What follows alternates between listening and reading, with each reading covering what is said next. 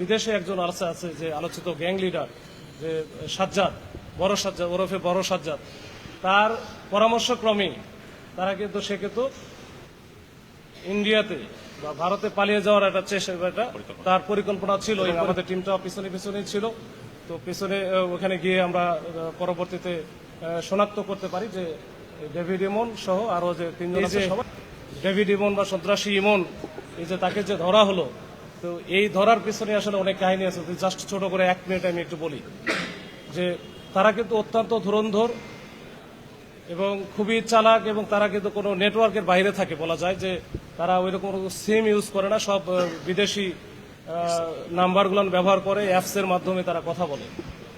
এইটার ভিতরে ঢুকে কাজ করা এত সহজসাধ্য বা একদিনের বিষয় বা 2 দিনের বিষয়, এটা অনেক দীর্ঘদিনের বিষয়।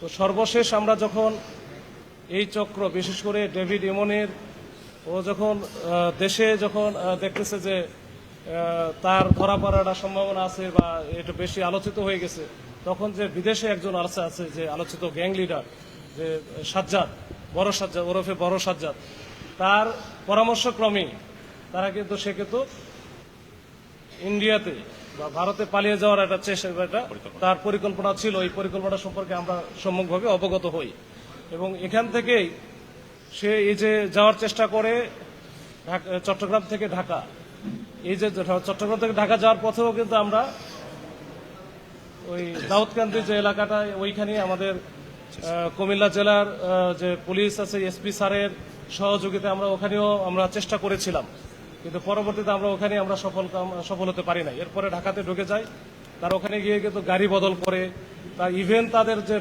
ড্রাইভার পর্যন্ত চেঞ্জ করে ফেলে। এটা একটা পর্যায়ে তারা আমাদের কাছে খবর আসে বা আমরা ওইভাবে এটা নিয়ে খবর পাই যে খুলনার দিকে যাবে।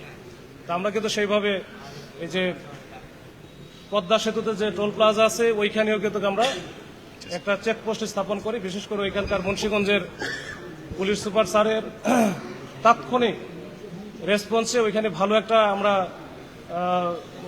চেকপোস্ট করি। কিন্তু আমাদের ওইখানে ব্যাড লাক যে আমরা ওই সময় আসলে ওইখানে ধরতে পারি নাই। এরপরে আমার পাস করে চলে যাই। আমরা জানি যে সে যাবে খুলনাতে, ওইভাবে আমরা রূপসার দিকেও আমাদের এটা ওই খুলনা জেলা পুলিশের সহায়তায় আমরা একটা চেকপোস্টের ব্যবস্থা রেখেছিলাম। কিন্তু ইতিমধ্যেই তারা তো বারবার আসলে অনেক ডিসিশনগুলো চেঞ্জ করে। তারা হঠাৎ করে দেখলো যে ওই গোপালগঞ্জ থেকে নড়াইলের দিকে ঢুকে যায়, তখন রাত্র আসলে প্রায় 3:30টার মতো বাজে। তো এই সময় আসলে আমরা তখন কুল পাই না। পরে নড়াইলের এসপি স্যারকে আমি ফোন দিয়েছিলাম, পরে আমি ওইখান থেকে বের হয়ে গেছে। এরপরে যশোরে এসপি স্যারের সাথে যোগাযোগ করে ওইখানে লাকিলি স্যারকে আমি পেয়ে গেছি, এবং স্যার একেবারে প্রথম কলেই ধরেছেন, এবং সাথে সাথে আমাকে একটা টিম অ্যাসাইন করে দিয়েছেন বা আমার সাথে ট্যাগ করে দিয়েছেন। আমি ওই টিমকে সার্বক্ষণিকভাবে সহায়তা করে এবং কোথায় কি যাচ্ছে আমরা সব আপডেট দিয়ে, আপনারা জানেন যে যশোরে যে জমজমপুর এলাকা, ওইখানে মোটামুটি ভোরের দিকে 5টা বা এরকম 5:15টার দিকে আমরা কিন্তু এই যে ডেভিড ইমন সহ আরো 3 জন, মানে সব মিলে 4 জনকে ওখানে গ্রেপ্তার করতে সক্ষম হই, এবং আমাদের টিমটা পিছনে ছিল।